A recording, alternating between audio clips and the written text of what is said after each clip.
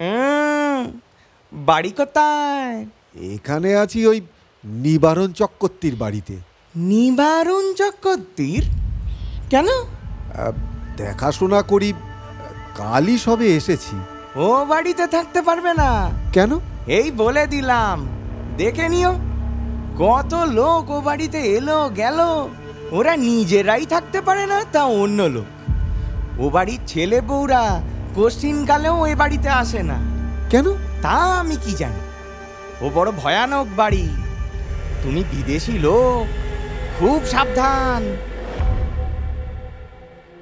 শুরু হচ্ছে আমাদের আসরে আজকের গপ্প, কিন্তু তার আগে অবশ্যই like, share and subscribe our channel. আজকের গপ্প বিভূতিভূষণ বন্দ্যোপাধ্যায় রচিত মায়া। 2 বছর আগের কথা বলি, এখনো অল্প অল্প যেন মনে পড়ে। সব ভুল হয়ে যায়। কি করে এলাম এখানে? বগুলা থেকে রাস্তা চলে গেল সিদ্রানির দিকে। চলি সেই রাস্তা ধরেই। রাধুনী বামুনের চাকরিটুকু যে ছিল অনেক দিনের, আজ তাও গেল। যাক, তাতে কোনো দুঃখ নেই। দুঃখ এই, অবিচারী চাকরিটা গেল। ঘি চুরি আমি করিনি, কে করেছে সেটাও জানি না। অথচ বাবুদের বিচারে আমি দোষী সাব্যস্ত হলাম। শান্তিপাড়া, সর্ষে, বেজের ডাঙা পার হতে বেলা দুপুর ঘুরে গেল। খিদেও পেয়েছে বেশ। জোয়ান বয়স, হাতে সামান্য কিছু পয়সা থাকলেও খাবার দোকান এ পর্যন্ত এসব অজপাড়া গায়ে চোখে পড়ল না। রাস্তার এক জায়গায় ভারী চমৎকার একটা পুকুর। স্নান করতে আমি চিরকালই ভালোবাসি। পুকুরের ভাঙা ঘাটে কাপড় নামিয়ে রেখে জলে নামলাম। জলে অনেক পানা শ্যাওলা। সেগুলো সরিয়ে পরিষ্কার পুকুরের জলে প্রাণ ভরে ডুব দিলাম। বৈশাখের শেষ, গরমও বেশ পড়েছে। স্নান করে সত্যি ভারী তৃপ্তি বোধ হলো। পুকুরের ধারে একটা তেঁতুল গাছের ডালে ভিজে কাপড় রোদে দিলাম। শরীর ঠান্ডা হলো বটে, কিন্তু পেট যে সমানে জ্বলছে। এ সময় কোনো বনের ফলও নেই। চোখে তো পড়ে না যেদিকেই চাই। এমন সময় একজন বুড়ো লোক পুকুরটাতে নাইতে আসছে দেখা গেল। আমাকে দেখে বললে,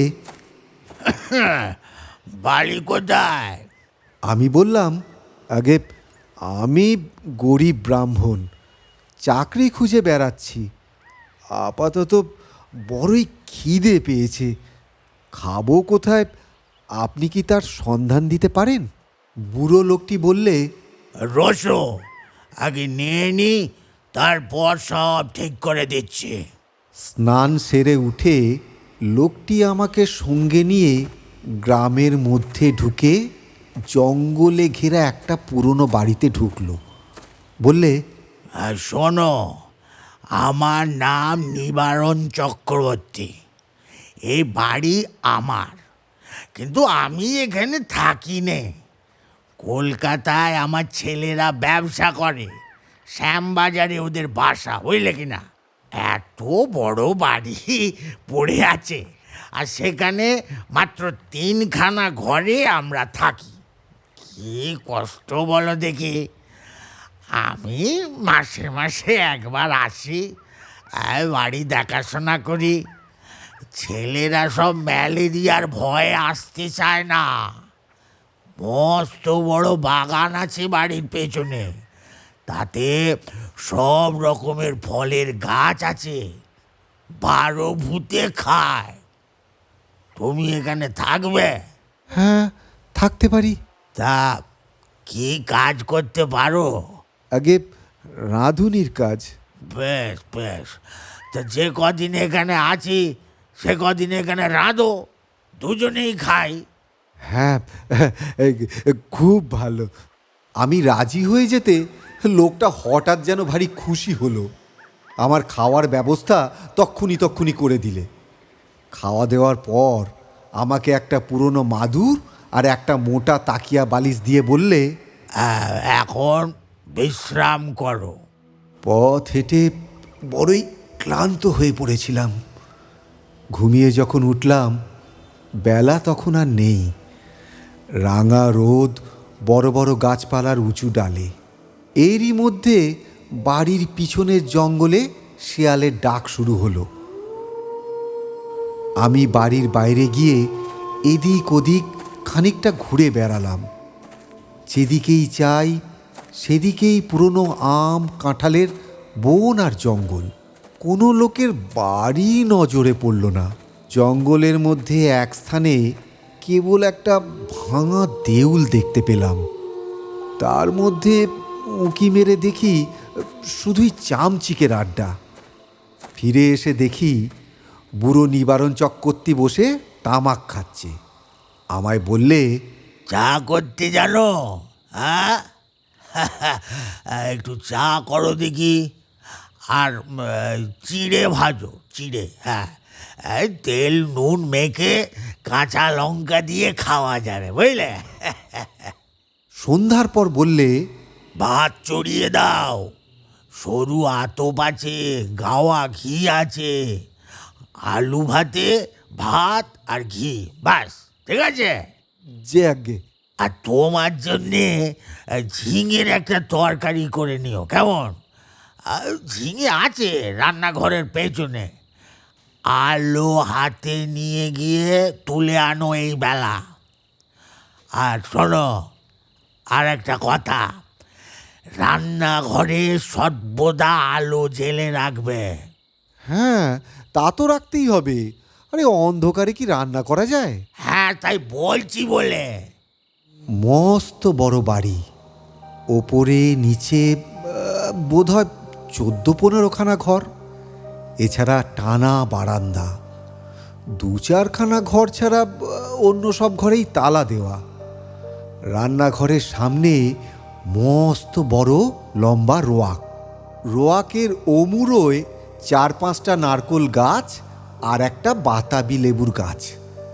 ঝিঙে তুলতে হলে এই লম্বা রোয়াকের ওমুড়োয় গিয়ে আমায় উঠোনে নামতে হবে।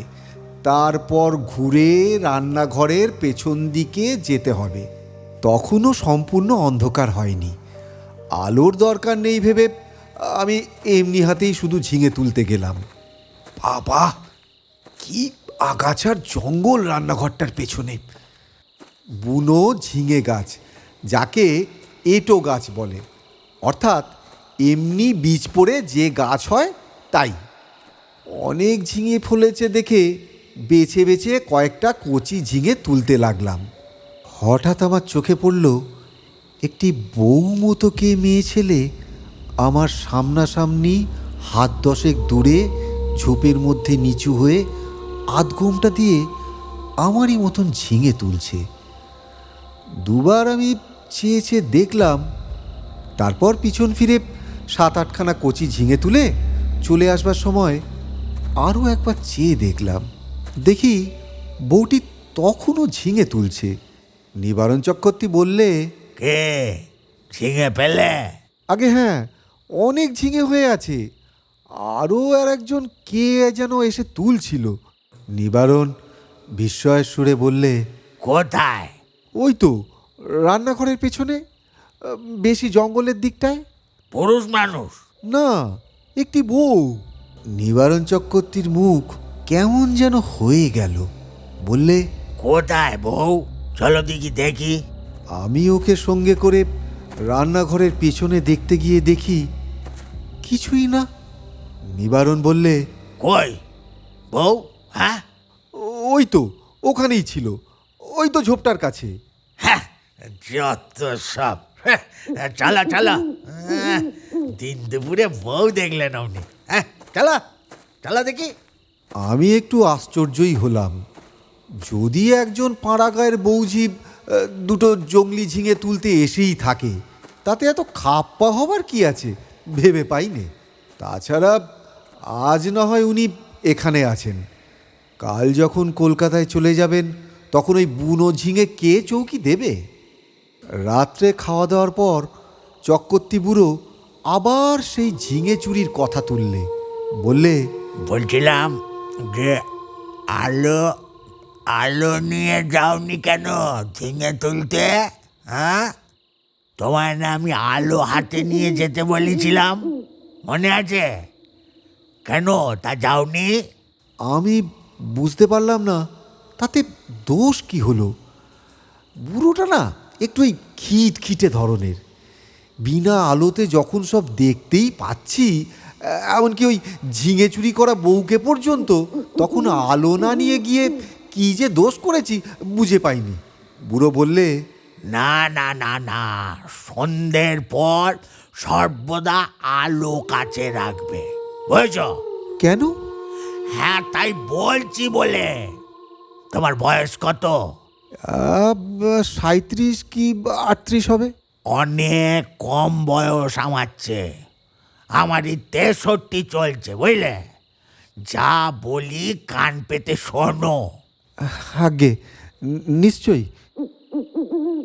রাত্রে শুয়ে আছি, ওপরের ঘরে কিসের যেন একটা খটখট শব্দে ঘুম ভেঙে গেল। জিনিসপত্র টানাটানির শব্দ। কে বা কারা যেন বাক্স বিছানা এখান থেকে ওখানে সরাচ্ছে, ভারী জিনিস সরাচ্ছে। বুড়ো কাল সকালে হয়তো কলকাতায় চলে যাবে, তাই বোধহয় জিনিসপত্র গোছাচ্ছে। কিন্তু এত রাত্রে, বাবা কি বাতিগ্রস্ত মানুষ। সকালে উঠে বুড়োকে বলতেই বুড়ো অবাক হয়ে বললে, আমি? হ্যাঁ, অনেক রাতে। ও ও হ্যাঁ হ্যাঁ হ্যাঁ হ্যাঁ, না মানে হ্যাঁ হ্যাঁ, ঠিক ঠিক। আমাকেই বললে পারতেন তো, আমি না হয় গুছিয়ে দিতাম। চক্রবর্তী বুড়ো আর কিছু না বলে চুপ করে গেল। বেলা 9টার মধ্যে আমি ডাল ভাত আর ঝিঙে ভাজা রান্না করলাম। খেয়ে দিয়ে পোটলা বেঁধে সে রওনা হলো কলকাতায়। যাওয়ার সময় বারবার বলে গেল, নিজের ঘরের মতো থাকো ঠাকুর। পেয়ারা আছে, আম কাঁঠাল আছে, উৎকৃষ্ট পেঁপে আছে, তরি তরকারি পোঁতো। আমার খাস জমি পড়ে আছে 3 বিঘে। আর আর ভদ্রাসন হলো এই 1.5 বিঘের ওপর। লোক অভাবে জঙ্গল হয়ে পড়ে আছে। হ্যাঁ, আরে খাটো, তরি তরকারি উৎপন্ন করো, খাও, বেচো, তোমার নিজের বাড়ি ভাববে। দেখাশোনা করো, থাকো, কোনো ভাবনা নেই। হ্যাঁ, চক্রবর্তী বুড়ো অকারণে সুর খাটো করে বললে, আর আর একটা কথা শোনো, কত লোকে ভাঙচি দেবে, কারো কথা শুনো না যেন। বাড়ি দেখাশোনা যেমন করবে, নিজের মতো থাকবে, কোনো কথায় কান দেবে না, বুঝলে কি না? গাছের ফল ফুলুরি তুমিই খাবে। 2খানা ঘর খোলা রইল তোমার জন্য, কেমন? চলি আমি। দোকা দোকা দোকা দোকা দোকা। বুড়ো চলে গেল। আমাকে যেন আকাশে তুলে দিয়ে গেল। আরে এত বড় বাড়ির বড় বড় 2খানা ঘর আমার ব্যবহারের জন্য রয়েছে। হ্যাঁ, তাছাড়া বারান্দা, রান্নাঘর, রোয়াক তো আছেই। বাড়িতে পাতকুয়া, জলেরও কষ্ট নেই। শুকনো কাঠও রয়েছে যথেষ্ট, কাঠেরও কষ্ট নেই। 10টা টাকা আগাম দিয়ে গেছে বুড়ো। প্রায় আধমন টাক সরু আতপ চালও রয়েছে দেখছি। গাছ ভরা আম কাঁঠাল, এ যেন ভগবানের দান আকাশ থেকে পড়ল হঠাৎ। বিকেলের দিকে তেল নুন কিনবো বলে মুদির দোকান খুঁজতে বেরোলাম। বাপরে, কি বন জঙ্গল গাঁখানার ভিতরে! উফ! আর এদের যেখানে বাড়ি তার ত্রিসীমানায় কি কোনো লোকালয় নেই? জঙ্গল ভেঙে সুড়িপথ ধরে ৮ মাইল যাবার পর একজন লোকের সঙ্গে দেখা হলো। সেও তেল কিনতে যাচ্ছে, হাতে তেলের ভাঁড়। আমায় দেখে বললে, বাড়ি কোথায়? এখানে আছি ওই নিবারণ চক্রবর্তীর বাড়িতে। নিবারণ চক্রবর্তীর? কেন? দেখাশোনা করি, কালই সবে এসেছি। ও বাড়িতে থাকতে পারবে না। কেন? এই বলে দিলাম, দেখে নিও। কত লোক ও বাড়িতে এলো গেল, ওরা নিজেরাই থাকতে পারে না, তা অন্য লোক। ও বাড়ির ছেলে বউরা কোশ্চিনকালেও ওই বাড়িতে আসে না। কেন? তা আমি কি জানি। ও বড় ভয়ানক বাড়ি, তুমি বিদেশি লোক, খুব সাবধান। আর কিছু না বলে লোকটা চলে গেল। আমি দোকান খুঁজে জিনিস কিনে বাড়ি ফিরলাম। তখন বিকেল গড়িয়ে সন্ধ্যা নামছে।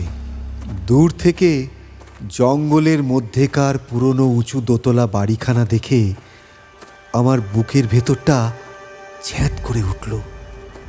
সত্যি তো, বাড়িখানার চেহারাটা কীরকম যেন যেন যেন একটা জীবন্ত জীব আমার মতো ক্ষুদ্র লোককে যেন গিলে ফেলবার জন্য হাত বাড়িয়ে এগিয়ে আসছে। বাড়িটার অমন্তর চেহারা কেন? না, ও কিছু না। ওই লোকটাই মনে হয় আমার মন খারাপ করার জন্য দায়ী। আমি যখন তেল নুন কিনতে যাই তখন তো আমার মনে দিব্যি ফুর্তি ছিল। হঠাৎ এমন হওয়ার কারণ হচ্ছে ওই লোকটার ভয় দেখানো যত কথাবার্তা। গায়ে পড়ে অত হিত করবার কি দরকার ছিল বাবু তোমার? চক্রবর্তী বুড়ো তো বলেই গিয়েছে, কত লোক কত কথা বলবে, কারোর কথায় বাবু কান দিও না। কিচ্ছু না, ওই গাছপালার ফল ফুলুরি গাঁয়ের লোক চুরি করে খায় কি না? বাড়িতে একজন পাহারাদার বসালে তো ওই লুটপাট করে খাওয়ার ব্যাঘাত হবে, সেই জন্যই ভয় দেখানো। যেমন ওই বউটি কাল সন্ধেবেলা ঝিঙে চুরি করছিল। অনেক দিন এমন আরামে থাকিনি। বিনা খাটুনিতে পয়সা রোজগারের এমন সুযোগ জীবনে কখনো ঘটেনি। নিজের জন্য তো ওই শুধু দুটো রান্না, ব্যাস মিটে গেল কাজ। সকাল সকাল রান্না সেরে নিয়ে নিচের বড় রোয়াকে বসে আপন মনে গান গাইতে লাগলাম। এত বড় বাড়ির আমি মালিক, কারো কিছু বলবার নেই আমাকে। যা খুশি আমি তাই করব। নানার কর্ম তুমি করো মা, লা লা লা লা করিয়া আমি। হঠাৎ ভয়ানক আশ্চর্য হয়ে গেলাম। দোতলার নালির মুখ দিয়ে পড়তে লাগলো জল, যেমন ওপরের বারান্দা থেকেও হাত পা ধুলে জল পড়ে। বেশ মোটা ধারে জল পড়তে লাগলো। তখনই আমি উঠে গিয়ে রোয়াকের ধারে দাঁড়িয়ে দোতলার বারান্দার দিকে চেয়ে দেখলাম, তখনও জল পড়ছে সমানে মোটা ধারায়। ওপরের সিঁড়ির দরজায় তো তালা দেওয়া, চাবি তো চক্রবর্তী মশাই নিয়ে গিয়েছেন। সুতরাং দোতলায় যাবার কোনো উপায় তো আমার নেই। এই জল কোথা থেকে পড়ছে? মিনিট 10 পড়ার পর জলের ধারা বন্ধ হয়ে গেল। আমার মনে হলো চক্রবর্তী মশাই বোধহয় কোনো কলসি বা ঘড়াতে জল রেখে দিয়েছিলেন ওপরের বারান্দাতে। সেই কলসি কিভাবে উল্টে পড়ে গিয়ে থাকবে হয়তো। হ্যাঁ, নিশ্চয়ই তাই হয়েছে, তাছাড়া জল আসবে কোথা থেকে? একটু পরে গিয়ে শুয়ে পড়লাম। আলো নিভিয়ে শুয়ে পড়ার সঙ্গে সঙ্গে আমার দু চোখ ঘুমে জড়িয়ে গেল। অনেক রাত্রে একবার ঘুম ভেঙে গেল। জানালা দিয়ে সুন্দর জ্যোৎস্না এসে পড়েছে বিছানায়। কি একটা ফুলেরও গন্ধ আসছে, বেশ সুবাস ফুলটির। কি ফুল? ঘুমের ঘরেই ভাবছি, এমন কোনো সুগন্ধওয়ালা ফুল তো বাড়ির কাছাকাছি দেখিনি। তড়াক করে লাফিয়ে উঠলাম। ও কি? হ্যাঁ, জানলার সামনে দিয়ে একটা বউ চলে গেল রাখবে। হ্যাঁ হ্যাঁ, স্পষ্ট দেখেছি, এ তো ভুল হবার নয়। আমি তখনই উঠে দরজা খুলে রোয়াকে গিয়ে দাঁড়ালাম। রোয়াকে দাঁড়াতে দুটো জিনিস আমার কাছে স্পষ্ট হলো। প্রথম, সেই ফুলের সুবাস। রোয়াকে অনেকখানি ঘন। ওই বউটি যেন সেই সুবাসটি ছড়িয়ে দিয়ে গেল এতক্ষণে। না, এ কোনো ফুলের সুবাস নয়। এ কিসের সুবাস আমার মাথায় আসছে না। কেমন একরকম যেন লাগছে, একটা একটা নেশার মতো। কেন আমি বাইরে এলাম? ও, কে একটা বউ রোয়াক বেয়ে খানিক আগে চলে গেল, সেই বোধহয় ছড়িয়ে গিয়েছে এই তীব্র সুবাস। কিন্তু কোনো দিকে নেই তো সে। গেল কোথায়? সে রাত্রে এই পর্যন্তই। কিছুক্ষণ পরে ঘরে এসে শুয়ে ঘুমিয়ে পড়লাম।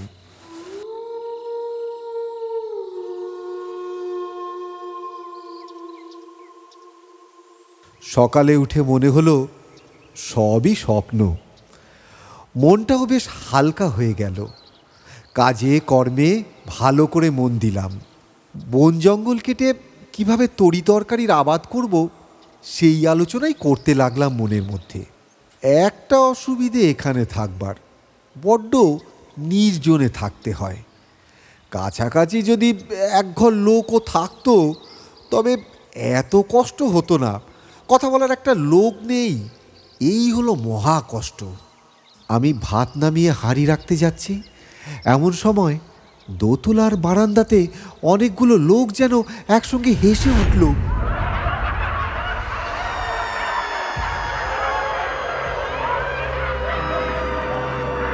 সে কি ভীষণ অট্টহাসি! আমার গা যেন দোল দিয়ে উঠল সেই হাসি শুনে। না না, খিলখিল করে হাসি নয়, খলখল করে হাসি। আকাশ বাতাস থমথমিয়ে উঠল সেই হাসির শব্দে। হাত ফেলে রেখে দৌড়ে গেলাম। রোয়াকে গিয়ে ওপরের দিকে তাকিয়ে দেখি কিছুই না। নিচের জানলা যেমন বন্ধ, ওপরের ঘরেও সারবন্দি জানলা তেমনই বন্ধ। হাসির লহর তখন থেকেই যেন নিশ্চুপ হয়ে গিয়েছে। ব্যাপার কি? কোনো বদমাইশ লোকের আড্ডা হলো নাকি ওপরে? ওপরের সিঁড়ির মুখে গিয়ে দেখি দরজায় তেমনি কুলুপ ঝুলছে। না, আমার কোনো ভয় হয়নি, কেননা দিনমান, চারিদিকে সূর্যের আলো।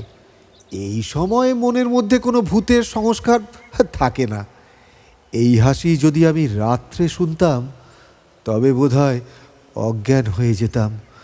চাবি দিয়ে দাঁত খুলতে হতো। রান্নাঘরে ফিরে এসে ভাতের ফ্যান গেলে ঝিঙের তরকারি চাপিয়ে দিই। প্রচুর ঝিঙে জঙ্গলে, যত ইচ্ছে তুলে নাও আর খাও। আমারই বাড়ি, আমারই ঝিঙে লতা। মালিক হওয়ার যে এমন একটা মাদকতা রয়েছে তা কাল থেকে ভালোই বুঝেছি। আমার মতো গরিব বামুনের জীবনে এমন জিনিস এই প্রথম। কান পেতে রইলাম ওপরের ঘরের কোনো শব্দ আসে কিনা শুনতে। ছুঁচ পড়ার শব্দও পেলাম না। খেয়ে দে নিজের মনে বিছানায় গিয়ে শুয়ে ঘুমিয়েও পড়েছি। ঘুমের ঘোরে শুনছি ঘরের মধ্যে অনেক লোক যেন কথাবার্তা বলছে, হাসছে। ঘুমের মধ্যেও আমি ওদের কথাবার্তা যেন শুনতে পাচ্ছি। যেমন যেমন কোনো ওই বিয়ে বাড়িতে ঘর ভর্তি লোকের মধ্যে ঘুমিয়ে পড়লে লোকজনের গলা শোনা যায়, ঠিক তেমনি। হয়তো হয়তো সবটাই আমার মনের ভুল। সেই যে ভাব হয়েছিল হাসি শুনে, এটা হয়তো তারই কোনো ফল। এরপর 9 দিন আর তেমন কিছু ঘটেনি। মানুষের মনের অভ্যাস, অপ্রীতিকর জিনিসগুলো তাড়াতাড়ি দিব্যি ভুলে যেতে চায়, আর পারেও ভুলে যেতে। আমি নিজের মনকে বোঝালুম ও সব কিছু না, কি শুনতে কি শুনেছি। আর বউ দেখা, ও তো চোখের ভুল, হাসি শোনাও মনে হয় কানেরই ভুল হবে। সবই ভুল। এই নদিনে আমার শরীর বেশ সেরে উঠল। খাই দাই আর শুধুই ঘুমোই, কাজকর্ম কিছু নেই। কেমন যেন একটা কুড়েমি পেয়ে বসেছে আমাকে। আমি সাধারণত খুব খাটিয়ে লোক, এই শুয়ে বসে থাকতে ভালোবাসি নেই। কিন্তু অনেক দিন ধরে ওই অতিরিক্ত খাটনির ফলে যেমন একটা অবসাদ এসে যায়, সেই রকমই যেন একটা আরাম করতে ইচ্ছে হয়। 9 দিনের দিন বিকেলে মনে হলো রান্নাঘরের পিছনে সেই ঝিঙের জঙ্গলটা কেটে একটু পরিষ্কার করি। ঝিঙের লতাগুলো অবশ্য বাঁচিয়ে ওখানে বরং ঝালের চারা পুঁতব। আর একটা ওই চাল কুমড়োর এঁটো লতা হয়েছে ওই জঙ্গলের মধ্যে, সেটা বাঁশের কঞ্চি দিয়ে ওই রান্নাঘরের ছাদে বরং উঠিয়ে দেব। এ বাড়িতে এক কাজ করে সুখ আছে, কারণ ওই দা, কোদাল, কাস্তে, নিরেন, ওই শাবল, কুড়ুল সবই মজুত আছে। আর ঘরের কোণে তো একটা হাত করা তো দেখলাম। অল্পক্ষণ মাত্র কাজ করেছি, আধ ঘন্টাও হবে না। হঠাৎ দেখি সেই সেই বউটি এসেছে ঝিঙে তুলতে। নিচু হয়ে ঝোপের মধ্যে ঝিঙে তুলছে। সঙ্গে সঙ্গে দোতলার ঘরগুলোর মধ্যে এক মহা কলরব উপস্থিত হলো। অনেকগুলো লোক, আন্দাজ 50 একসঙ্গে যেন হই হই করে উঠল। সব দরজা জানলা একটা ঝড়ের ঝাপট লেগে যেন একসঙ্গে খুলে গেল। মন কাটা ফেলে আমি ওপরের দিকে চেয়ে দেখলাম, সামনে রোয়াকে এসে দাঁড়ালাম। কই, একটাও তো দরজা জানলার কপাটও খোলেনি দোতলার, যেমন তেমনি রয়েছে। ব্যাপারটা কি? বাড়িটার কি মৃগী রোগ আছে নাকি? মাঝে মাঝে এমন বিকট চিৎকার করে ওঠে কেন? এইবার তো ভুল হবার কোনো কথা নয়। সম্পূর্ণ সুস্থ মনে কাজ করতে করতে এই চিৎকার আমি শুনেছি, হ্যাঁ, এই মাত্র। এখন আবার চারিদিক নিস্তব্ধ, কোনো দিকে কোনো শব্দ নেই। সেই বউটি আবার ঝিঙে তুলতে এসেছে এই গোলমালের মধ্যে। দৌড়ে গেলাম রান্নাঘরের পেছনে। কই, এখানেও তো কেউ নেই। সেদিন রাত্রে এক ঘটনা ঘটল, ভারী মজার ঘটনাও বটে। খেয়ে দে সবে শুয়েছি, সামান্য তন্দ্রাও এসেছে। এমন সময় কিসের যেন একটা শব্দে তন্দ্রা ছুটে গেল। চেয়ে দেখি আমার বিছানার চারপাশে অনেক লোক যেন জড়ো হয়েছে। তাদের সবারই মাথায় লাল পাগড়ি, হাতে ছোট ছোট লাঠি, আর আশ্চর্যের বিষয় সকলের মুখগুলো দেখতে একই রকম। একই লোক, যেন 50টি হয়েছে। এই রকমই মনে হয় প্রথমটা। বহু আরশিতে যেন একই মুখ আমি দেখছি। কে যেন বলে উঠল, আমাদের মধ্যে আজকে যেন এসেছে। হ্যাঁ, কে যেন এসেছে। একজন তার উত্তর দিলে, এখানে একজন পৃথিবীর লোকের বাড়ি আছে অনেক দিন থেকে। আমি দেখিনি বাড়িটা, তবে শুনেছি। কি শুনেছি?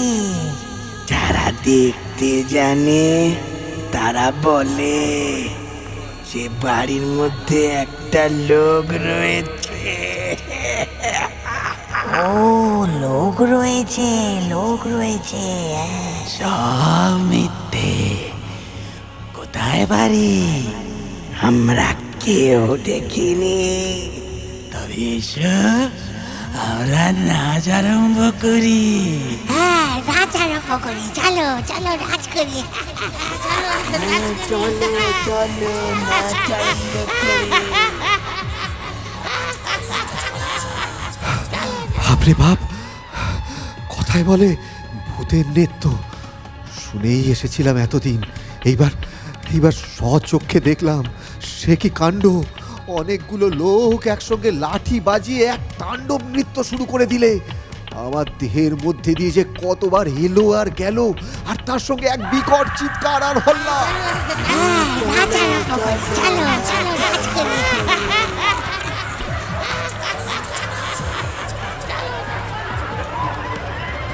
আমার আমার বিছানার কোনো অংশ তারা স্পর্শ করলো না।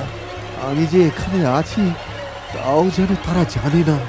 ওদের হুঙ্কার আর ভৈরব নৃত্যে আমি জ্ঞান শূন্য হয়ে গেলাম। যখন যখন জ্ঞান হলো তখন শেষ রাত্রে জ্যোৎস্না খোলা জানলা দিয়ে বিছানায় এসে পড়েছে। সেই ফুলের অতি মৃদু সুবাস ঘরের ঠান্ডা বাতাসে আমি আমি আধো অচেতনভাবে জানলার বাইরের জ্যোৎস্না মাখা গাছপালাগুলোর দিকে চেয়ে রইলাম। কতক্ষণ পরে জানি না ভোর হয়ে গেল। বিছানা ছেড়ে উঠে দেখি ঘুমের কোনো ব্যাঘাত হয়নি। সুনিদ্রা হলে শরীর যেমন ঝরঝরে আর সুস্থ হয়, তেমনই যেন বোধ করছি। তবে সে ভূতের নাচ কে দেখেছিল?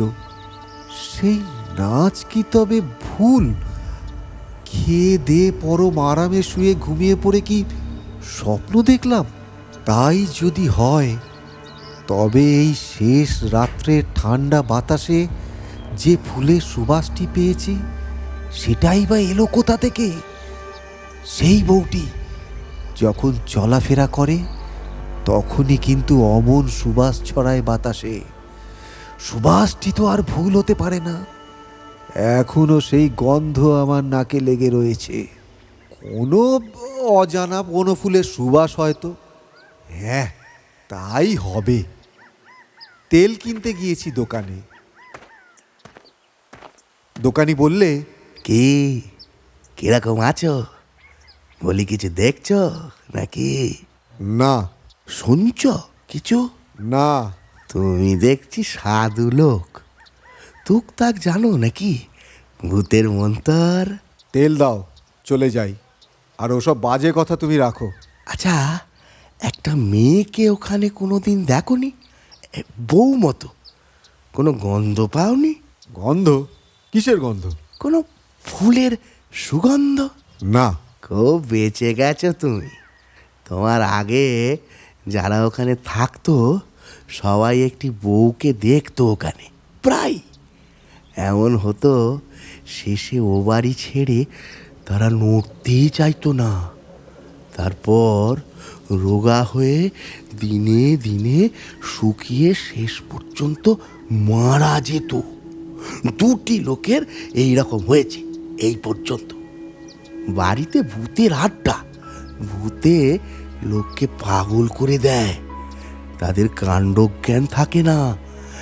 এমন ভালো লাগে এ বাড়ি, না খেয়ে না দে ওখানে পড়ে থাকে, ছেড়ে যেতে চায় না।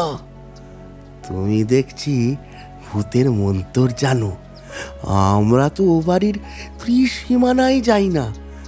মাথা খারাপ করে দেয় সাধারণ মানুষের। তেল নিয়ে চলে এলাম। ভাবতে ভাবতে এলাম, মাথা খারাপ হওয়ার সূত্রপাত আমারও হলো নাকি? বাড়ির সীমানায় পা দিতে না দিতেই আমারও মনে হলো, না, সবই ভুল। পরম সুখে আছি। এ ছেড়ে কোথায় যাব? বেশ আছি, খাসা আছি, তোফা আছি। সেই থেকে আজ 2 বছর পরে আছি এ বাড়িতে। চক্রবর্তী মশাই মাইনে টাইনে কিছুই দেয় না। তাতে অবশ্যই আমার কিছু যায় আসে না।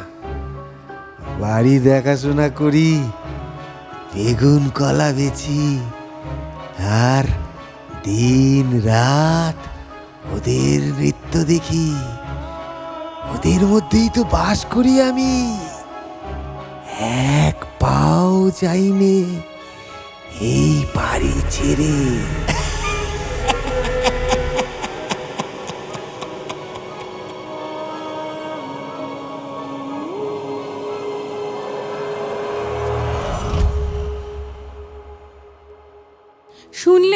আমাদের আজকের গপ্প মায়া, রচনা বিভূতিভূষণ বন্দ্যোপাধ্যায়, গল্প পাঠে সৌম্যকান্তি মণ্ডল, নিবারণ চক্রবর্তী, ডক্টর মনসিত জানা, পথচারী সৃজন সাহা, অশরীরী দেবজিৎ এবং শুভজিৎ, মুদি দোকানদার Sunayan Mukherjee, scripting and social media publicity Srijan Saha, poster design Subhajit Jana, সমগ্র অডিও ডিপার্টমেন্ট সামলেছে দেবজিৎ জানা, পরিকল্পনা, তত্ত্বাবধান ও পরিচালনায় ডক্টর মনসিত জানা। আমাদের আসর আবার জমবে আগামী শুক্রবার ঠিক রাত 9:30। শুনতে ভুলবেন না কিন্তু।